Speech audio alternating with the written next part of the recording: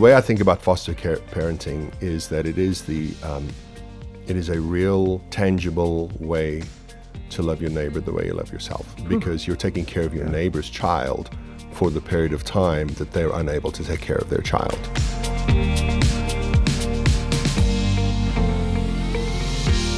Whenever we bring up this topic, people start to back up because you know what? It pressures you to think about what you're doing. And I want to challenge folks. Jean, my wife, challenged me. I remember when I was here talking about doing foster care and getting people engaged with the foster area. You don't have to do foster care, but you can wrap around a family. It's called respite care and do something to help that family. I remember I got home and Jean said to me, you know, if you're going to ask people to do it, we should probably do it. And I said, no, I already did. I was the foster kid. Yeah, I paid my dues. And she said, yeah, that's not going to cut it. Isn't that awesome? So, I mean, we got licensed. We had lots of foster kids come through our home, and we're still connected to some of them and engaged as kind of grandparents now.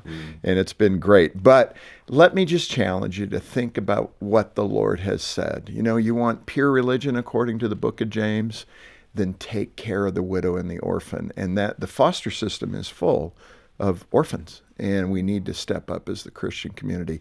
Welcome to both of you. Thank you so much. Glad to be here. Great to have you. Now, it is kind of funny that we think like that, the way I described Jean's challenge to me. But it is, you know, somebody else will take care of that. Why do we need to think about it, right? Yeah. Isn't that what we often do? Well, that's often what we do. And then, and even a more micro level, in families, it's often mom-driven. I remember the first time we taught a parenting class live. And I asked everybody, why were you here? And every single mom did some version of, I want to reach my child's heart. I want to help them. She cried. And 9 out of the 10 dads went. And I said, well, why are you here, sir? And he said, she said I had to come. You know, and that, gosh, when you look at it, that shows a basic difference between genders. It's so funny that I hadn't thought about that, but that nurturing aspect of a woman, it comes far more naturally to you than it does to us men. Oh, yeah. But it's like where the scripture says, hey, you need to pay attention to these things. And the Lord himself said, you know, if you really want to touch my heart, help a child who doesn't have a parent, right? Yeah. And I think it's beautiful. So let's hit that question right out of the gate, Ryan. I mean, for the men who are going, yeah, maybe let's put that in the prayer box for the next 6 months to a year. I mean, it's just honest. Yeah. And I was kind of there too. I don't, you know, I got a busy schedule. I could list all the reasons why we didn't have time to do this. But tell me why men should lean into this and should be that stabilizing figure. Okay, so 2 responses to that. Number one, I think we talk a lot about leadership in the home, and I think that there's a lot of stepping up that needs to be done. I work with a lot of dads and really encourage them.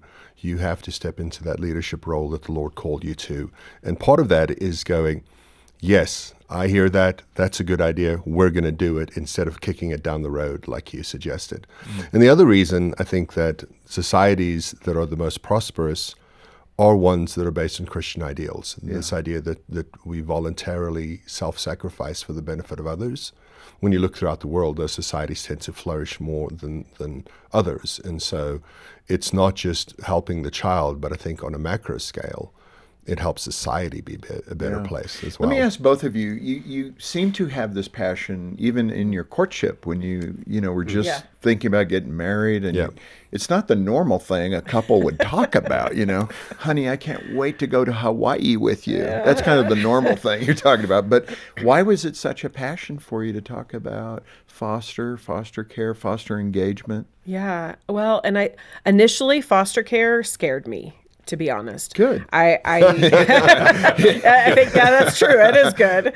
It scared me a lot because I would say, well, I'll love them too much.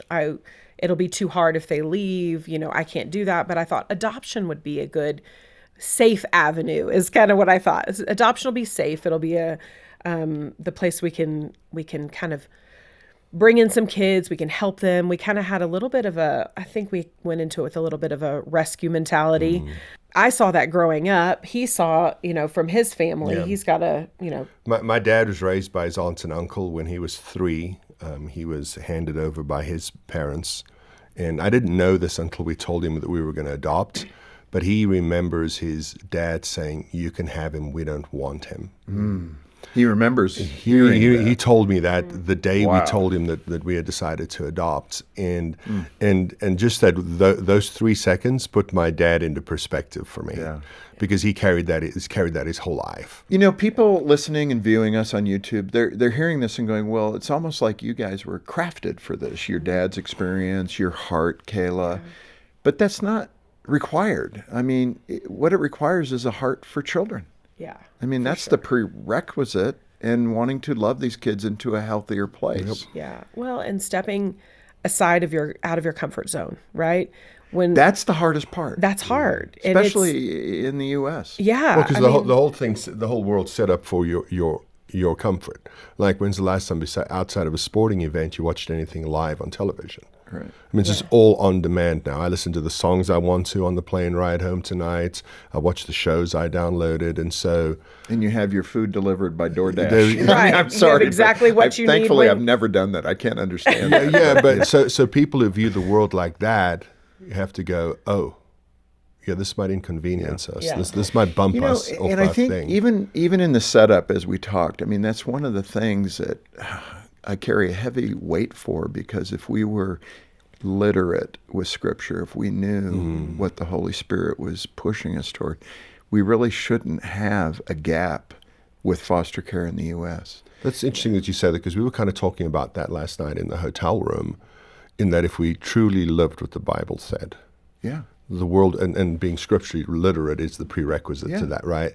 The way I think about foster care parenting is that it is a real, tangible way to love your neighbor the way you love yourself, because you're taking care of your neighbor's child for the period of time that they're unable to take care of their child. Yeah. And if you view it like that, then reunification doesn't become scary. Your feelings don't become important. And like the story, right? It cost the Good Samaritan something. It inconvenienced him. He went out of his way and he paid for the person's recovery. And so you have to realize that part of loving your neighbor is going to inconvenience you, and you just have to decide that you're okay with it.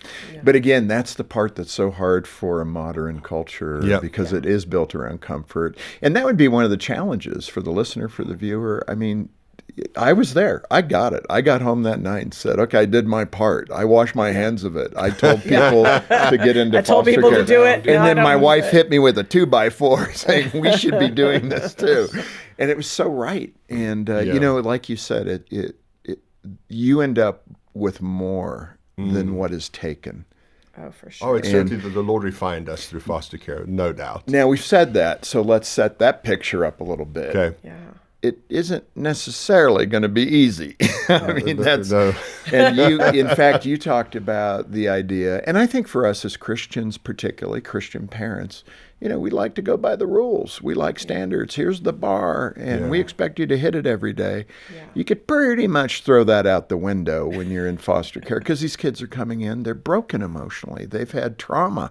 Yeah. They've had a breakup of family. There's often drug addiction for the parents involved, all the things that are going on. And we can't expect those kids to come in and behave either like our children or like a perfect picture kind of thing. So, Ryan, you talk about that in the book. Describe what you need to do if you are a parent that is black and white, that maybe struggles with a bit of grace, sees things maybe a little legalistically, but what do you got to do? We talk about a lot of times, and you mentioned it in the open, James 1:27. And for the longest time, there were a lot of ministries that had a name plus 127 at the end. Uh-huh. And my favorite, and I think the most important part of that verse is widows and orphans in their distress. I think the word "in" is a pivotal word in that. 2 letters. Yeah, because for a long time, and it's different now than it used to be, because when we started 20 years ago or whatever, right? But there was certainly this idea that if we could just change the child's address, whether that be a different address in your town or a different address in a different country, then everything's going to be just fine because we have taken them out of their problems. Well, the problem with that mentality is it creates this expectation of a high level of gratitude, which becomes very frustrating when you're not the recipient of said gratitude. Yeah. But I think it pivots on the word in. And so there's a story in the book. I'll do the brief version of it. A friend of ours is in a car accident, and because Hollywood, California exists, you think that every time you're in a car accident, the car's going to explode. And so he's panicking because he can smell the fuel, but he's trapped. And so the paramedics arrive, and one of the firefighters climbs in through the window on the other side and sits in the car with him, gets his attention, and tells him, look, you're going to be fine. And I know you don't trust me, but you're going to be fine. And I'm going to stay with you till we're both out of the car. So if you die today, I'm dying with you. Wow. But I will not leave your side until we're both out of this car. What heroic. Yeah. that is. And my friend said to me, he said this calm just washed right over him as this man said to him. And that had the jaws of life to get him out of the car and stuff. And got him out of the car, and he was just fine. And remember him telling that story. He actually preached one Sunday, and he told that story during his sermon. And I remember thinking, that's the key to foster care. You have to see the car. You have to recognize that there's a car accident, and you have to be okay climbing into the car, because climbing into the car is the first step. Getting us out of the car, that takes time. Yeah. And so, we have to climb into the distress. But in what you're saying there is to climb into the chaos. Yes, sir. Yeah. And it's chaos. You don't know what the next second is going to bring. And that is sometimes a fair description of the foster activity, Yeah, right? for sure. Kayla, I so appreciate your mom's heart. And Jean had the same mama's heart to want to help these kids. But I also recognize one of the things she struggled with, you've struggled with, and that is you come up short because this well these kids have, that emotional well, nobody can fill. It's like just incremental reaffirming that we're here for you. We're going to be here for you. We love you. We care about you. And it's like you put 3 gallons in and the kids take 2 gallons out. But for a mom, you feel guilty, like you're not making up ground that you need to make up. How did you process that in terms of your sense of failure? Yeah. And I think you had a story in the book, Ryan, where you walked up and you were crying. Oh, yeah. Outside the door of a bedroom. Well, I kind of describe it as like you're pouring into a colander, not into a cup. People say you got to fill the cup. I mean, it's a colander. It's constantly, you're constantly leaking. having to refill. It's leaking out. But I mean, there was a moment. So we brought home our oldest daughter, and she was just a tiny baby. And we did a lot of like managing, schedules and feeding and all of that. And then we brought home our son, and he was almost 4. And he had memories, and he had, he could tell you the things that he'd been through, and he knew the people that he was missing and he wasn't seeing. And he had some behaviors that were bizarre, that were, what's going on? This isn't making sense to me. I had nannied all through college. I had babysat as a kid, did all the things. I was really good with kids. Yeah. And so here I had this expectation that I'm going to be great as a mom. Like, I'm going to know exactly what to do. I'm going to know exactly how to handle this. And so when I came up against behaviors I didn't know what to do with, and things that were like, this doesn't make sense, and I don't know what to do, it really tugged on something inside me that was like, maybe you're not good enough, Well, that's exactly And it. that was where I had to kind of go back, kind of unpack, like, where did that come from? Like, what was it? Where was a point earlier in my life where I didn't feel like I was good enough? And why is this tugging on that? Why is this making me feel like, oh my gosh, you're not a good mom. You won't be a good, I mean, I had a 4-year-old and an 18-month-old, it was like, I should be able to parent these kids. And that was kind of what I thought. And so, and he had no expectation. He's like, I don't know what to do with kids, you know. So It's a good place to start. I like that approach. I think it was a good place to start because Low expectations. well, then I didn't feel like I was a failure. Yeah. That's what men do. Well, and I It's a felt coping like mechanism. I was failing him too, because I was like, he's looking to me like, you know what to do with kids, and here you don't know what to do. Oh no. Well, I think though we talk about that as a failure moment, but I think it's a huge moment because we didn't ask for help before that moment, and that's kind of was the low point of that story is actually the high point of the story because we didn't know we needed help until she was crying outside the room that night. Right, and I think that illustrates exactly what the experience is like. We were very similar. We thought look, we got experts every day talking to me. So I thought we're perfectly capable of this. And then you get into it and you're going, uh-oh, I'm out of my depth. Mm-hmm. And I think you just need to go in knowing that. Yep. But again, the benefits are incredible. Yeah, and Jim, as you know, we didn't do foster care, but in the adoption experience that we've had, the trauma was significant. And just going back to that sense of failure, the importance of community and people helping out is so critical because it's not a one-time, I feel like a failure. It's an ongoing time because these children they have to express and process that trauma, and many times they don't want to. Just throw it away, and I'm going to do my thing. So practically, you need a group of people around you. What can they do to help somebody who's in the space of helping a foster child or raising an adopted child from trauma? There's so many things that you can do that, people think, well, I have to foster or have to adopt in order to help these kids. But the reality is if you can just support the family, because it's hard. I mean, it's, the first day you bring home a new placement, you're trying to get to know this kid. You gotta know what they like, what they don't like. You've got to figure out what makes them explode, what calms them down. You're doing all these things. And so, when we had people show up with food, it was like, let me just drop off some snack food because now you had 3 kids and now you have 5.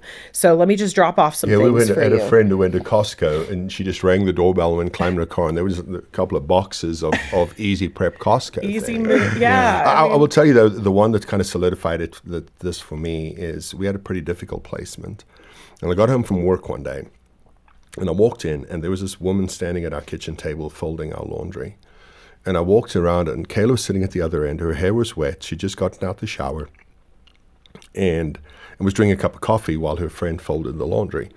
The reason I'll never forget it is because she was folding some of my underwear when I walked in. Yeah, that's a little uncomfortable. And I looked at it, and my inner monologue went, you can either be embarrassed and feel uncomfortable that one of your wife's friends is folding your underwear, or you can thank the Lord that you have somebody who'll come over to your house and fold your underwear for you. Yeah, boy, that's true. And we chose the second one.